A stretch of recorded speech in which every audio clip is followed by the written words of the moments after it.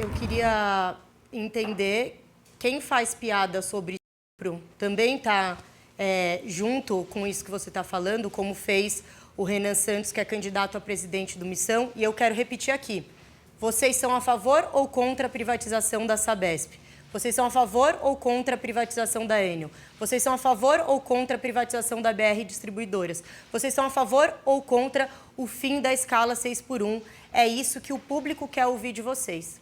E acho que é importante saber, são a favor ou contra as políticas sociais que impedem que o crime organizado continue crescendo. Porque é muito engraçado vir aqui e falar como são contra o crime organizado, mas são contra o pé de meia, que é uma política pública que garante a permanência dos nossos estudantes na escola. E você sabe o que acontece, Luna? Quando a gente garante que um estudante fique na escola, a gente garante que ele não entre para o crime organizado. A gente garante que ele não entre para a criminalidade, que ele não entre para as facções. Então, políticas públicas, justiça social é o que de fato garante o combate a tudo isso que elas estão falando, mas não conseguem defender aquilo que muda de fato a vida das pessoas. Esse monte de frase pronta, frase para lacrar, mas no fundo não tem uma proposta concreta para mudar e melhorar a vida das pessoas. Não consegue defender aquilo que de fato muda a vida das pessoas. Não consegue dizer se é a favor ou contra a privatização da BR Distribuidoras. Não consegue dizer se é a favor ou contra o fim da escala 6x1, que vai melhorar a vida das pessoas, que vai dar mais liberdade para as pessoas.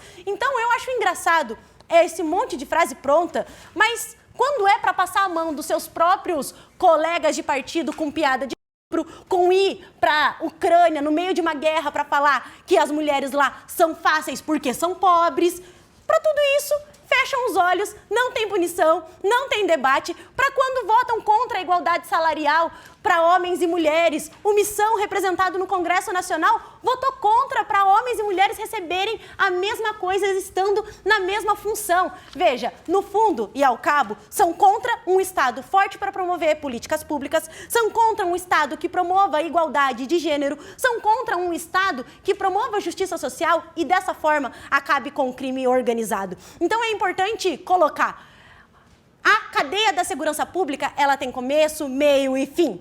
A penalidade de só matar não resolve os nossos problemas. E falar só uma frase de efeito não resolve o problema da segurança pública. O que resolve o problema da segurança pública é Estado forte, Estado competente, Estado que invista verdadeiramente em políticas públicas para reduzir as desigualdades sociais, para as pessoas não caírem na criminalidade e políticas públicas que garantam melhor valorização dos nossos profissionais da segurança pública. É por isso que nós não temos medo de defender um Estado forte, com orçamento, que mude a vida das pessoas e que faça o andar de cima pagar mais impostos. Mas elas só conseguem falar da criminalidade, do crime organizado, mas não consegue dizer como é que o Estado vai promover isso. Não consegue dizer como vai ter resultado. Não consegue dizer as políticas públicas que vão mudar e melhorar a vida das pessoas. Porque a Missão não tem esse tipo de discurso. Não tem esse tipo de política pública. Não defende a vida das pessoas. Defende, na realidade, que você continue ganhando uma miséria, sem valorização do salário mínimo, sem valorização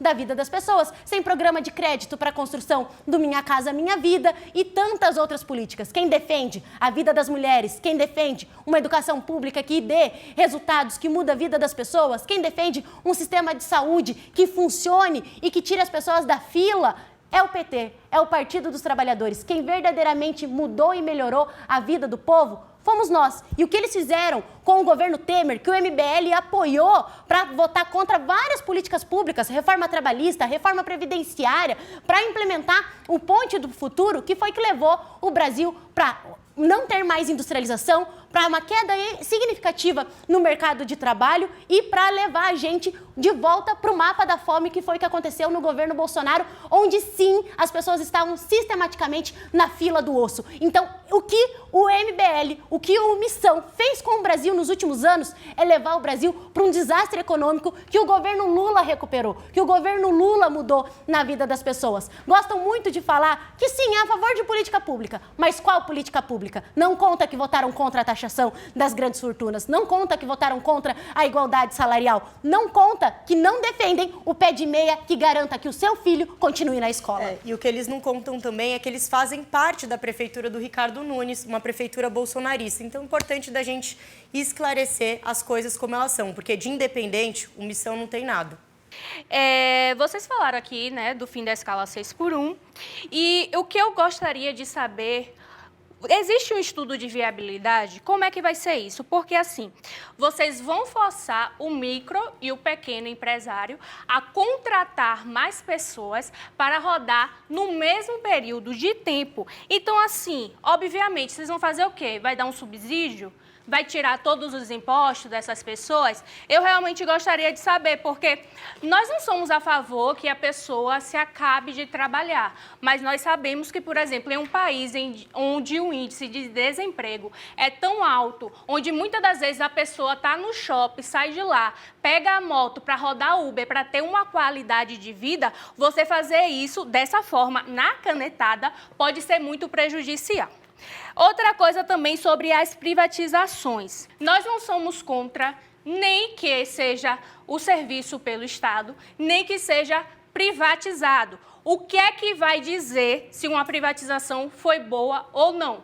Os dados. Temos que ver os dados. E assim, a privatização também tem seu ponto positivo, porque o Estado vai dizer, vai estabelecer as metas, vai dizer onde tem que chegar, e se a empresa não cumprir aquilo que foi acordado, então cabe também, né, a uma vereadora, a uma deputada estadual, a fiscalizar e a exigir que o ente do executivo ou cobre e aplique multa a essa empresa, ou então que seja disponibilizado para outra empresa e qualquer coisa que volte a ser o serviço estatal. Mas o que tem que ver se realmente a população gostou, foi beneficiada ou não. Porque o que me parece é que mesmo quando as privatizações são positivas para a sociedade, vocês são contra simplesmente por causa da ideologia.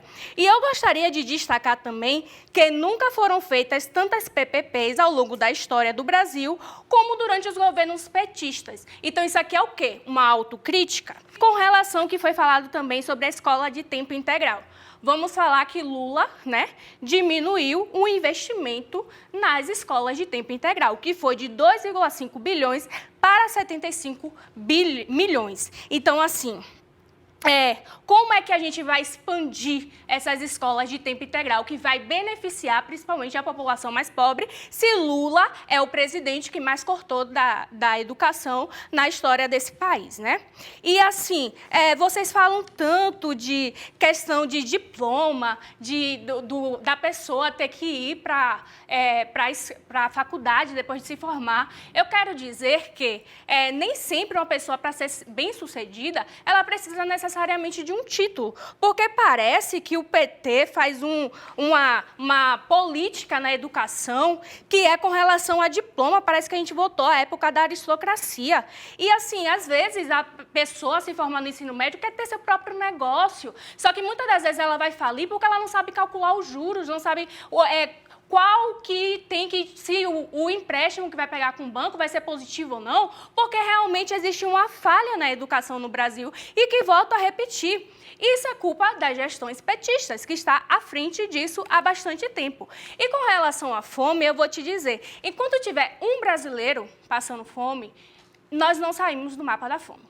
Se vocês forem pesquisar na internet, por favor, não acreditem em mim, eu sou um lixo, eu sou uma bosta. Pesquisem na internet aí. Vocês vão encontrar, por exemplo, pessoas que no almoço só tem um arroz para comer. Pessoas que muitas das vezes ficam vendo ali situações para tapear a fome, que vão para o lixo, pessoas que vão se humilhar atrás de uma comida porque não têm condições. Então, assim, é realmente lastimável. E, mais uma vez, eu convido as parlamentares, bora comigo em Salvador, eu vou apresentar a vocês o bairro que eu fui nascida e criada, chamado Calabetão, lá em Salvador, Bahia. Eu tenho certeza que a gente vai dar um passeio lá e a gente vai encontrar muitas pessoas em situações de vulnerabilidade, de miséria, infelizmente.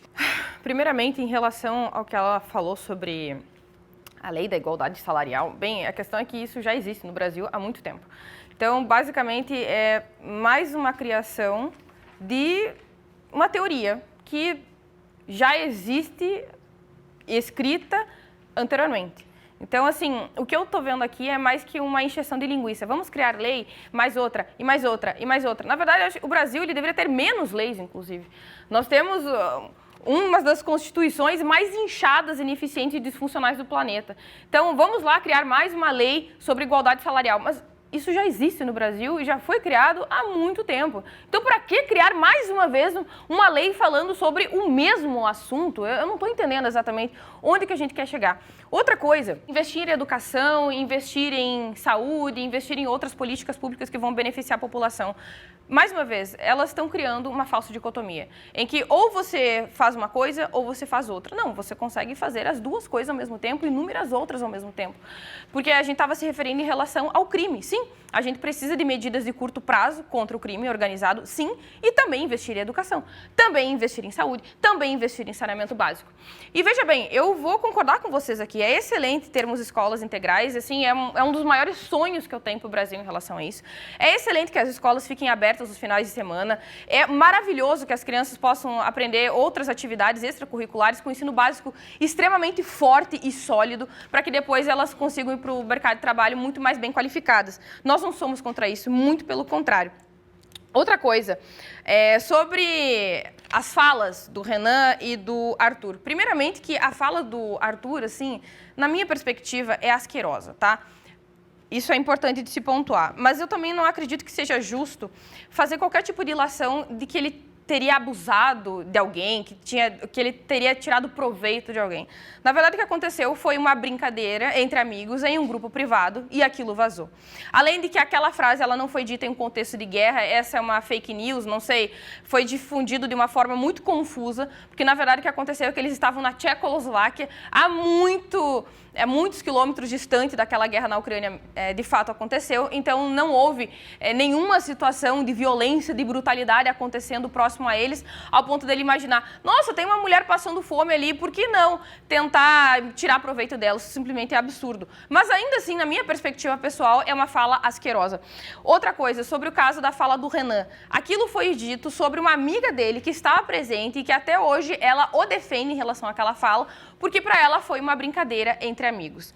E assim, ó, eu vou falar agora por mim, tá? Eu falo coisas iguais ou piores em atrocidades, tá? Eu não tenho nenhum problema com isso, porque eu gosto bastante de humor ácido. Sobre as frases no geral, né, como se elas realmente indicassem que a pessoa é muito problemática, necessariamente ela vai defender ou agir de acordo com as coisas que ela diz. Nós temos o caso do presidente Lula, né, em que ele já elogiou Adolf Hitler. Ele disse que basicamente ele admirava as características de Adolf Hitler em relação a ele ser um homem que realmente fazia aquilo que ele se propunha a fazer.